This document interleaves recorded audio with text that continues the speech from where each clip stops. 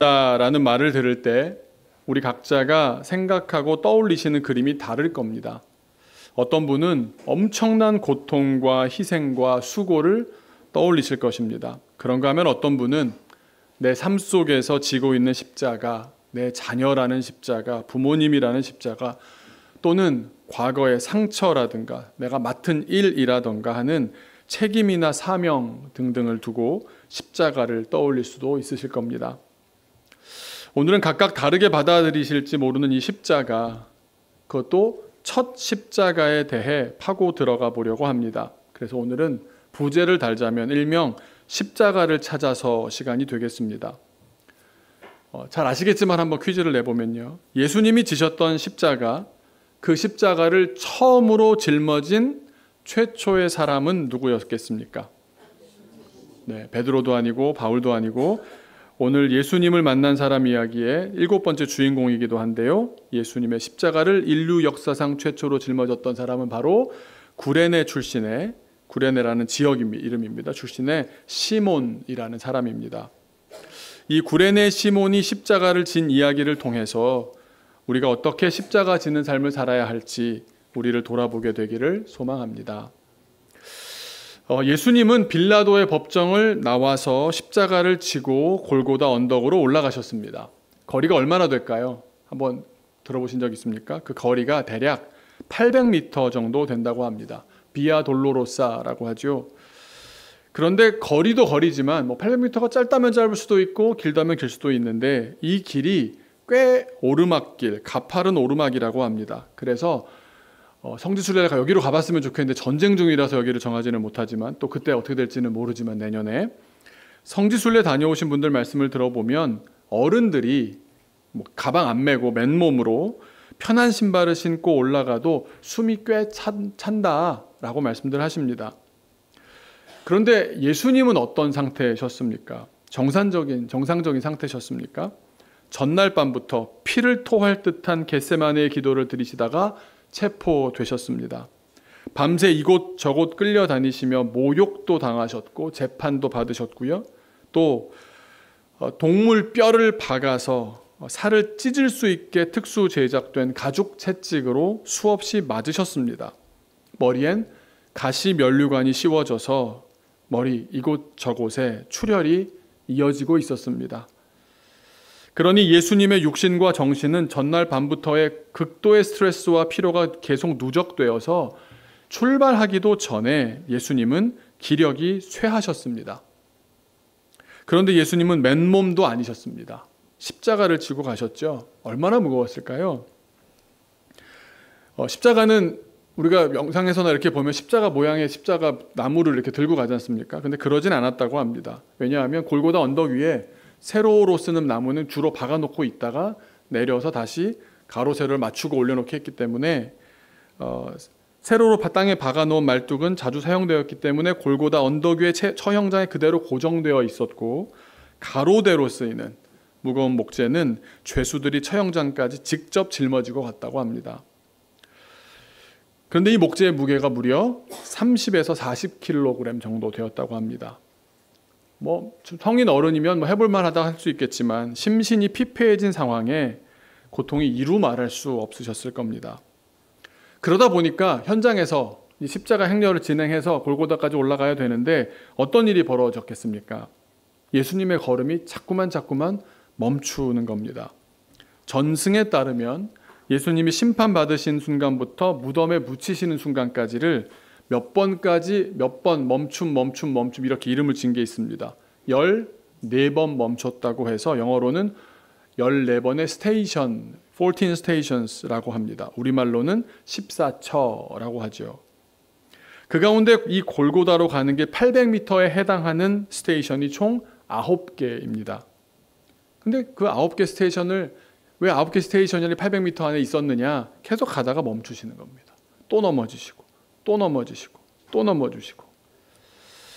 예수님의 그 걸음, 마지막 걸음이니 우리가 배려하면서 그분 시간대로 이렇게 진행하게끔 하면 좋겠는데 문제는 누구에게 있겠습니까? 로마 군인들 입장에서는 이게 퇴근이 늦어지는 겁니다. 이렇게 가다 서다를 반복하며 지체했다가는 밤 늦게까지 집행해야 했기 때문에 서둘러야 했습니다. 어떻게 했겠습니까? 로마 군인들은 딱 봐서 저 죄수가 이제 당할 만큼 당했다, 저 사람의 체력으로는 진행이 어렵겠다 판단이 들면 주변에 있는 사람을 지목해서 당신이 십자가를 대신 지시오 라고 해서 예루살렘 밖에 골고다 처형 장소까지 동행하게 했던 겁니다. 이때 딱 지목된 사람이 바로 구레네에서 왔던 시몬이었던 겁니다. 자, 그렇다면 예수님 대신에 십자가를 진 지점은 14번의 멈춤 가운데 몇 번째였을까요? 초기에 그랬을까요? 다 가서 그랬을까요? 네, 5번째입니다. 앞쪽에 5번째 스테이션이라고 합니다. 거기서부터 십자가를 지게 됩니다. 그래서 대략 800m 중에 한 절반 이상, 한 500m 정도를 이 구레네 시몬이 예수님의 십자가를 운반했을 것이다, 이렇게 추측합니다. 자, 이게 스토리라면 이 이야기를 이제는 구레네 시몬의 입장에서 한번 다시 생각해 보았으면 좋겠습니다. 구레네 출신이라고 해요. 구레네라는 동네 사람이라고 해서 구레네 시몬인데, 구레네가 어디냐? 지금으로 치면 아프리카 북부 해안인 리비아라는 나라가 있습니다. 리비아의 트리폴리라는 아름다운 항구 도시입니다. 그런데 여기가 예루살렘까지 직선으로 잡았을 때 거리가 무려 1400km입니다. 1400km. 직선으로 걷는다고 해도 그럴 수도 없었겠지만 직선으로 걷는다고 해도 한 달이 넘는 길입니다. 왕복, 아니 6월절 지키고 다시 가야 됐으니까 2달이 넘는 기간을 걸어야 했던 겁니다. 아니 그 멀리서 왜 예루살렘까지 왔느냐고요? 6월절 지키기 위해서 왔습니다. 유대인이기 때문에, 나는 유대인이기 때문에 6월절을 온전히 지키기 위해 큰맘 먹고 예루살렘까지 순례를 왔는데 무탈하게 예정대로 늦지 않게 잘 당도하였으니 얼마나 감격이었겠습니까? 아침 일찍, 아마 성문이 열리는 시간이지 않을까 싶은데 아침 7시, 8시쯤에 예루살렘 성 안으로 들어왔습니다. 자, 오늘 내가 정말 이렇게 6월절을 제대로 보내기는구나 하면서 하루를 알차게 보낼 계획으로 일정과 약속도 잡아두었을 겁니다. 그렇게 부푼 마음을 안고 성문을 들어온 지 얼마 되지 않았는데 어떤 일이 벌어집니까? 예수님의 십자가 행렬과 부딪히게 됩니다. 그런데 예수님이 하필 이 시몬의 발 앞에 멈추시더니 넘어지셨습니다. 그리고 시몬은 로마 군인과 눈이 마주쳤습니다. 로마 군은 공무 집행을 위해서라면 식민지 백성들을 현장에서 징발할 수 있었습니다. 그래서 둘러선 사람들 중에 십자가를 대신 운반할 사람이 없을지 훑어보았을 겁니다. 여러분, 이럴 때 약삭 빠른 사람들은 어떻게 합니까? 학생들이 학교에서 어떻게 합니까? 여러분, 학생들 어떻게 했습니까? 선생님이 앞에 나와서 이 문제 풀어볼 사람 그러면 어떻게 합니까? 네, 눈을 이렇게 누구 이러면 눈을 절대 눈길이 마주쳤다가는 이제 그날 걸리는 거 아닙니까? 눈길을 피해야 되는데 역시 약삭 빠른 예루살렘 도시 사람들은 뭐 딴청 피우고 안녕하세요, 사람 없는데 막 인사하고 막 이랬을 것 같습니다. 바쁜 척하고 연기를 하는데 이 구레네 시몬은 어디서 왔다고요? 성경에 써 있는 말대로 시골 출신입니다. 아마 덩치도 좀 있던 데다가 눈까지 마주치지 않았겠습니까? 21절 보시면 시골로부터 와서 그곳을 지나가고 있었다라고 기록합니다. 시몬의 입장에서 보자면 완전히 잘못 걸린 겁니다. 세상 사람들 표현으로 하자면 오늘 아침부터 일진이 사나운 겁니다. 멀리서 한 달 걸려서 이 6월절 지키려고 하루도 지체되지 않게 하려고 정말 계산을 다 해서 어디서 쉬고 뭐 하고 뭐 음식은 얼마나 장만하고 다 엄청나게 철저하게 준비해서 여기까지 왔는데 그 아침에, 결정적인 그날 아침에 기대했던 일정이고 약속이고 계획이고 다 틀어진 아주 맘 상하는 순간일 수밖에 없습니다. 그런데 그 상황을 우리가 주목할 단어 하나로 탁 돌려놓습니다. 21절의 첫 단어가 뭡니까? 마침. 때마침. 무슨 뜻입니까? 사전을 찾아봤더니 이렇게 나옵니다. 어떤 경우나 기회에 알맞게. 어떤 경우나 기회에 알맞게 또는 공교롭게. 공교롭게 쉽게 말하면 뭡니까? 우연히. 요즘 표현을 살려보면 이렇게 말씀드릴 수 있을 것 같습니다. 각본 없는 드라마. 각본이라는 건 기획이 있는 것 아닙니까? 근데 기획이 없이도 드라마가 만들어진 겁니다. 어떻게 이런 일들이 우연히 시몬 앞에 펼쳐졌을까요? 결론부터 말씀드린다면 이건 우연이 아니라 필연이었습니다. 성경에서 혹시 우연에 해당하는 어떤 그런 단어나 표현이 나온다면 어떻게 받아들이셔야 하냐, 이렇게 받아들이시면 됩니다. 세상에서 이런 상황이면 우연이지 라고 동의하시되 속으로는 하나님은 세상의 우연을 통해 필연적으로 역사를 이끌어 가시는구나. 한 사람의 역사를, 또 어떤 민족의 역사를 그렇게 필연적으로 이끌어 가시는구나. 그렇게 마음에 새기시면 됩니다. 왜 그렇습니까? 하나님이 주인인 세상이기 때문에 그렇습니다. 그러니까 마침이라는 이 말은 섭리하신다는 말이 됩니다. 세상에서 볼 때는 우연의 일치지만 실상은 하나님께서 섭리하신 결과입니다. 예비하신 결과입니다. 여러분, 우리 인생을 한번 돌아보시면 좋겠습니다. 각자 인생에서 주연 배우이신 여러분, 맞습니까, 여러분? 주연 배우이신 여러분, 우연의 연속으로 많은 일들이 벌어집니다. 이 사람을 어떻게 내가 만났지? 이런 데를 어떻게 알게 됐지? 이런 기회가 나한테 오다니. 우연의 연속인 줄 알았는데 알고 봤더니, 한참 지나봤더니 각본 하나님, 감독 하나님이신 그런 드라마 아니었습니까? 우리 인생 가운데 때마침 벌어진 일들을 우리가 그때그때 경험해서 여기까지 온 것 아닙니까? 여러분 힘으로 다 되던가요? 여러분 계획대로 다 이루어지던가요? 저도 이렇게 일찍 세보니가 우승할 거라고는 생각을 못했습니다. 한참 더 걸릴 것으로 예상했거든요. 물론 복식이라 본인만 잘한 것 같지는 않습니다만, 저는 강남노회가 안 받아줘서 평북노회로 들어왔더니 마침 홍정근 목사님을 만나서 중심교회가 여기까지 오지 않았습니까? 지금 우리 교우들도, 또 특별히 학생들도 하나님의 섭리 가운데 만나게 하셔서 여기까지 함께 하나의 교회 되게 하신 것 아닙니까? 마침에는 은혜가 있습니다. 마침에는 섭리가 있습니다. 마침에 은혜와 섭리가 없었다면 저 개인적으로는 저의 가정도, 또 지금의 우리 교회도 없었습니다. 사실 저도 다른 계획이 있었습니다. 공부를 하러 더 갈 준비를 하고 가방에 늘 유학 서류를 준비하고 있었고, 또 다녀와서 그렇게 좋은 목사, 아버지 같은 목사님 되리라 그런 꿈을 갖고 있었습니다. 그런데 마침 그 어린이를 만나게 되고, 마침 부르심을 부인할 수 없을 정도로 너무 정확하게 부딪히게 되고, 마침 각 나라의 선교사를 만나게 되어서 지금 이렇게 사역할 수 있지 않습니까?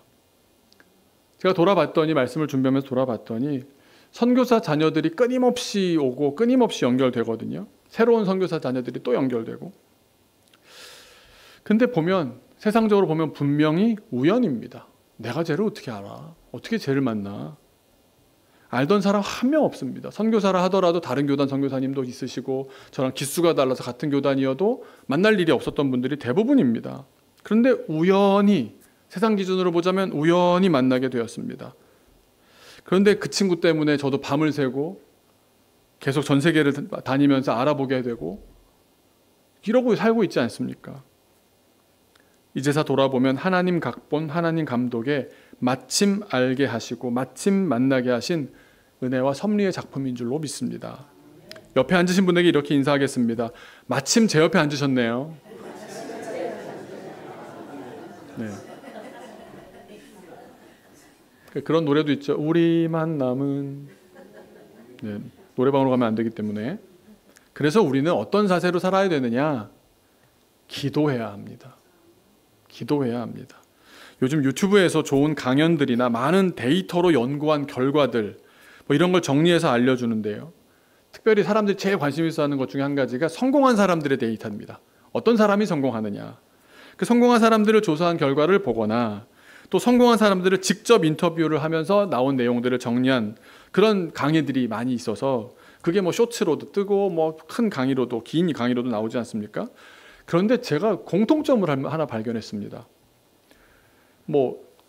연구 조사의 결과이든 아니면 인터뷰에서 직접 밝히는, 저는 이렇게 해서 성공했습니다라고 밝히는 비결, 공통점이 있습니다. 뭔지 아십니까?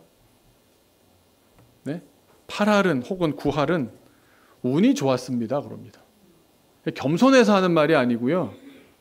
자기가 계획한 대로 돼서 나는 성공했다라는 사람이 없습니다. 그런 때를 잘 만났다고. 마침 그런 시대가 열렸다고. 한번 찾아보십시오, 여러분. 어디에도 그 사람이 그걸 다 계획해서 미래를 알아서 그렇게 준비한 것이 잘 맞아떨어져서 자기 생각대로 성공했다라는 사람이 있습니까? 없더라고요. 그래서 영어로 서로 기원하는 표현을 뭐라고 합니까? Good luck 이렇게 얘기합니다. Good luck. 그러니까 행운이 있기를 바래. 좋은 행운을 바래. 우리 한국말로 하면 운빨 터지길 뭐 이런 말입니다. 근데 우리 믿는 사람들은 그게 운이 아니라는 걸 알지 않습니까? 예. 기독교인들은 행운을 바란다, 운 좋기를, 이 말은 안 맞는 말이, 쓰면 안 되는 말인 것 같습니다. 왜냐하면 우리 운빨로 사는 사람들이 아니지 않습니까? 하나님의 계획이셨고, 하나님의 은혜셨고, 하나님의 섭리인 줄로 믿습니다. 그래서 주권이 우리한테 있지 않기 때문에 기도해야 하는 겁니다. 하나님의 때에 하나님의 은혜와 섭리로 인도해 주시기를 기도해야 합니다. 인생을 살아가는 우리의 자세, 우리의 태도는 내 능력으로 승부 보려고 하기 전에, 물론 내 능력을 다하기 위하여 최선을 다해야 하겠으나 기본 중의 기본 태도, 기본 중의 기본 자세는 온 세상의 주인 되신 하나님께 간구해야 하는 겁니다. 기도 누가 합니까? 기도는 약한 사람이 합니다. 기도하는 순간 인정하는 겁니다. 저는 약합니다. 그러니까 자기가 강한 사람은 기도 안 합니다. 자기 힘으로 승부 보는 사람은 기도 안 합니다.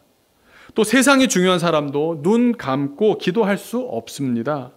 눈을 부릅뜨고 세상을 지켜봐야 하지 않습니까? 주가도 봐야 되고 환율도 봐야 되고 날씨도 봐야 되고 내가 돈을 걸었던 경기 결과도 지켜봐야 하고 봐야 될 것이 얼마나 많습니까? 그 라이트 타이밍만 계속 기대하면서 운빨 터지기를 기대합니까? 사람들과 계속 관계 맺고 인정받으려면 사람들이 인정해 주는 게 나한테 얼마나 중요한데 거기 목매달면 카톡 안 볼 수가 없고요. 밤에라도 카톡 소리 울리면 깨야 됩니다. 왜냐하면 그걸 보고 내가 답을 빨리 해줘야 그 기회가 나한테 올 것 같으니까. 주요 앱에 주가를 하든 여러 가지 앱들에 우리 매여 살지 않습니까? 그런 메시지, 경보, 알람 놓치고는 못 사는 겁니다. 그러니 세상에서 눈 감고 두 손 결박하듯 모으고 그렇게 기도할 수가 없는 겁니다.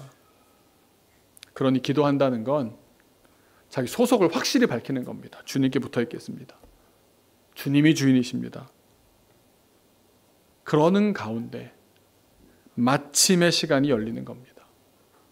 마침 주님께서 누구를 보내셔서, 마침 주님께서 내 앞에 서 있는 사람을 나가게 하셔서, 마침 주님께서 그런 시대가 되게 하셔서, 그 세상 사람들 good luck, 운 좋았네, 운빨 터졌네 라고 말할지 모르지만 이건 우리가 쓸 말이 아닙니다. 하나님의 은혜로.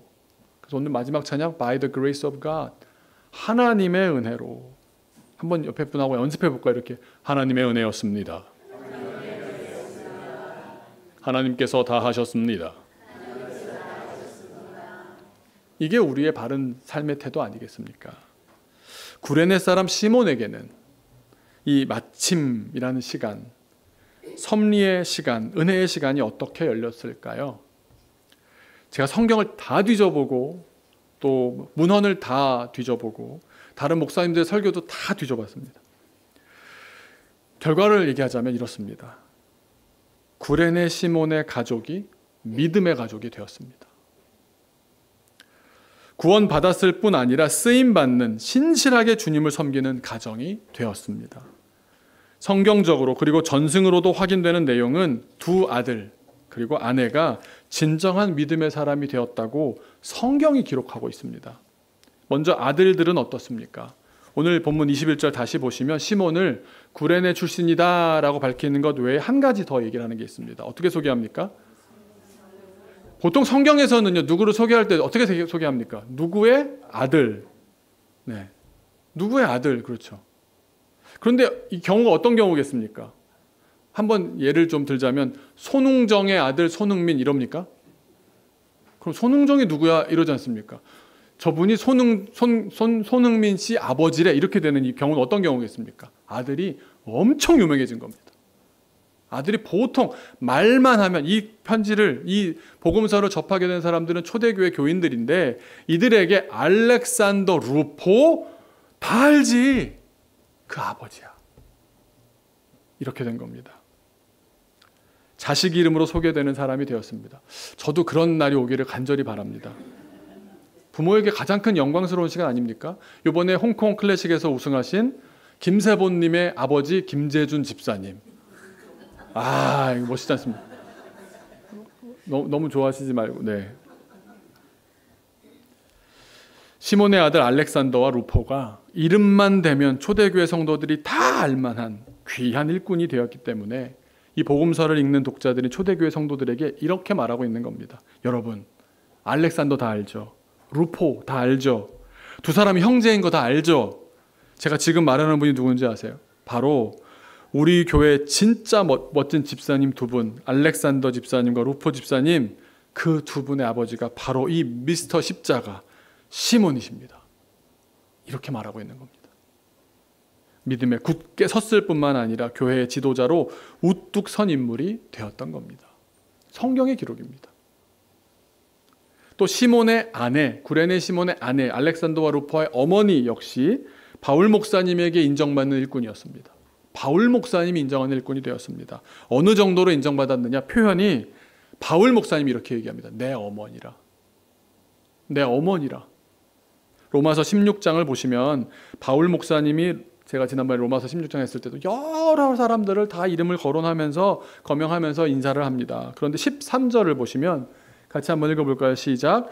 주 안에서 택하심을 입은 루포와 그의 어머니에게 문안하라. 그의 어머니는 곧 내 어머니니라. 빼놓지 말고 꼭 인사를 전해야 할 인물 가운데 루포의 어머니가 있었던 겁니다. 루포와 루포의 어머니가 있었던 겁니다. 그런데 먼저 루포를 어떻게 표현합니까? 주 안에서 택하심을 입은 자. 주 안에서 택하심을 입은 자. 이 얘기는요, 생각해 보십시오. 루포가 유대교회 교인이었을 때 십자가를 향해서 갔겠습니까? 예루살렘 성 안에 들어와서 유대교의 명절을 잘 지키려고 했던 아버지와 같이 갔을 뿐인데, 유대교 신앙밖에 없었는데 십자가가 내 아버지에게 떨어졌지 않습니까? 다가왔지 않습니까? 임했지 않습니까? 그러자 그 아버지를 지켜보는 자리에 있었던 겁니다.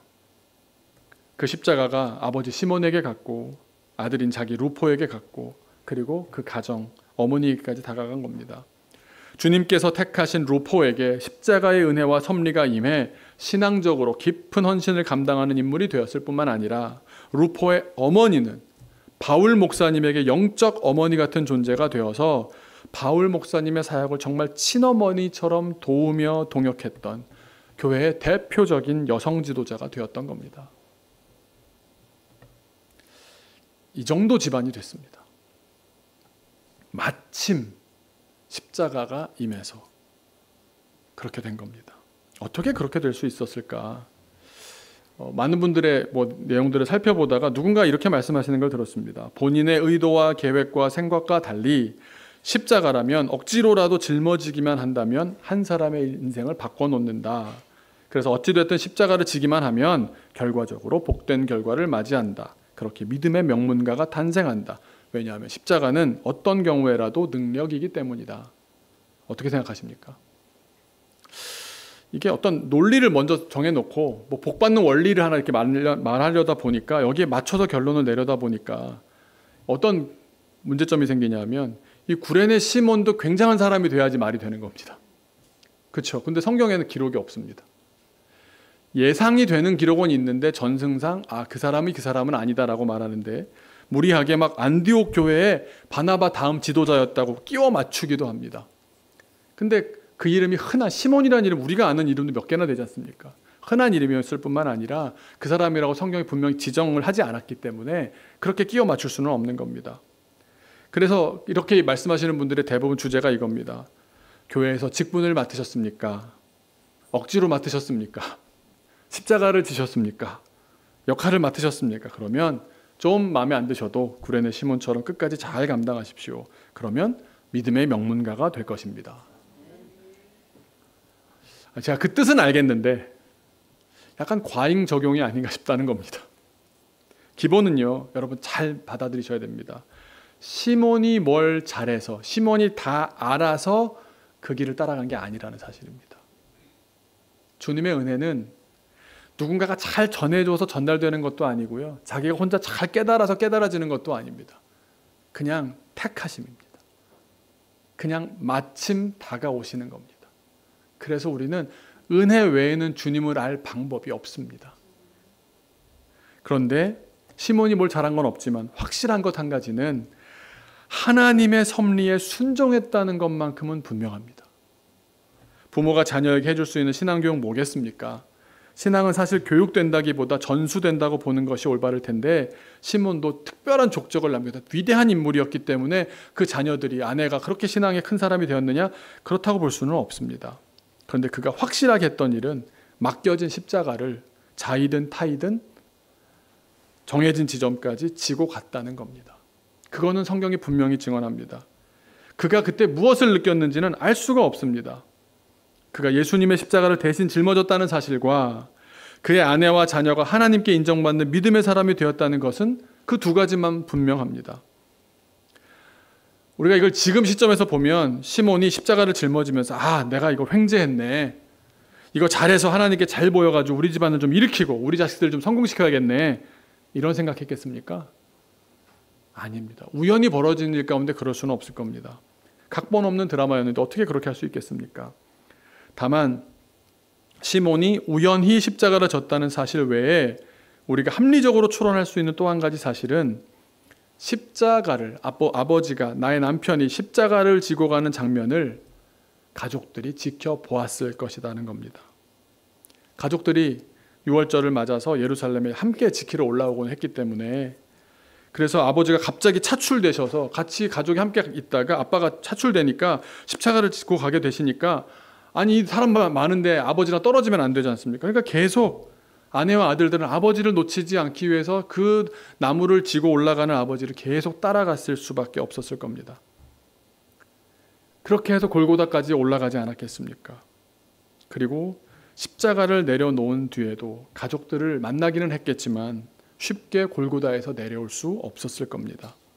그러니까 이 4인 가족이, 자녀들이 더 있었을 수도 있겠지만, 가장 가까이에서 예수님의 가상 7원 말씀을 육성으로 들었을 겁니다. 추정하건대 그날 예수님의 죽음을 온 가족이 직접 목도했고, 그리고 그렇게 분명히 운명하신 예수님의 부활 소식도 예루살렘에 있는 동안 유월절을 보내면서 들었을 수밖에 없습니다.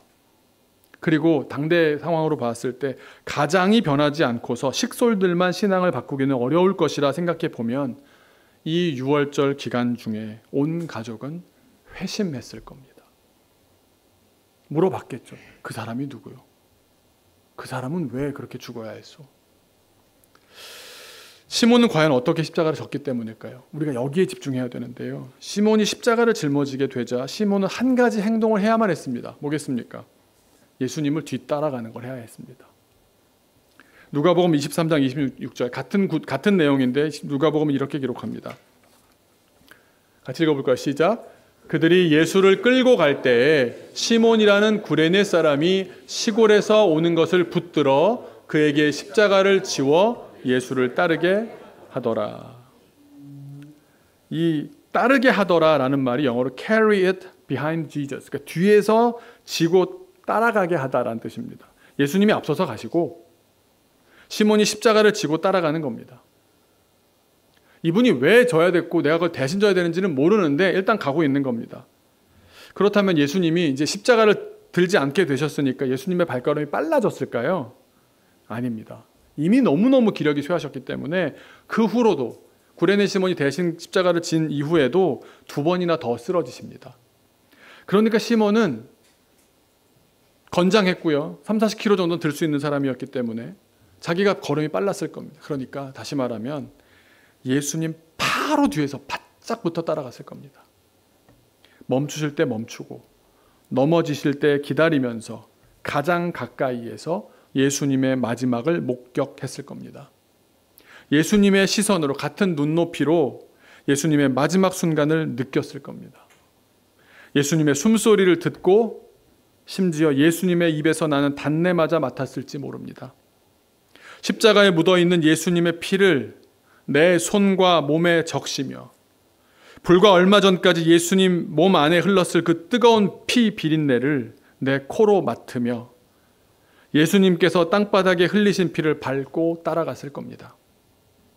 거기까지만 해도 그냥 참 고통스러운 죽음이겠구나 했을 텐데 한 사형수가 죽는 것을 보러 나온 군중치고는 너무 많은 군중들이 나와서 소리 지르며 열광하며 저주하는 모습, 그런 거 하면 전혀 반대로 하염없이 울고 있는 여인들이 정말 세상을 다 잃은 것처럼 흐느끼는 울음 또한 보았을 겁니다. 도대체 이분은 누구시기에 이렇게 많은 사람이 각각 자기 감정의 최고조로 이분을 대하는 걸까? 게다가 이분을 보니까 살아보겠다고 목숨을 구걸하지도 않고 누구를 원망하거나 저주하지도 않습니다. 그냥 육신의 마지막 남은 숨과 마지막 힘을 다해 죽기 위해서만 걸어갑니다. 쓰러져도 다시 일어나고 아파하는 여인들을 오히려 위로하고 그렇게 걸어갑니다. 그 진지함에 뒤를 따르고 있던 시몬은 이제 자기 머릿속에서 오늘 할 일들, 가족끼리 뭐 할 것, 이런 일정이나 계획에 대한 생각은 다 사라졌을 겁니다. 그리고 한 가지, 도대체 이분은 누구시지? 내가 지금 짊어지고 있는 이 나무가 누구의 십자가가 되는 거지? 너무 알고 싶었을 겁니다. 그리고 아마 일평생 그의 코에서는 그 피 비린내가 떠나지 않았을 겁니다. 기력이 다해가며 중심을 잃고 쓰러져 죽어가는 예수님의 그 눈빛, 그의 마음에 박혀 있지 않았겠습니까? 그러다가 혹 며칠 뒤에, 혹 한 달 뒤에, 혹 꽤 시간이 지난 뒤에 그분이 하나님의 아들이셨어. 그 피가 나를 씻은 보혈이었어. 깨달았을 때, 깨달았다라는 건 분명하지 않습니까? 그가 회심한 걸 보면. 하지만 그때는 몰랐는데 그 길을 가다가 어느 순간 깨달았던 그 순간 시몬이 느낀 그 충격은 얼마나 컸겠습니까? 또한 그 가족이 함께 느끼지 않았겠습니까? 그분이 하나님의 아들이죠. 그분이 우리를 구원하셨어.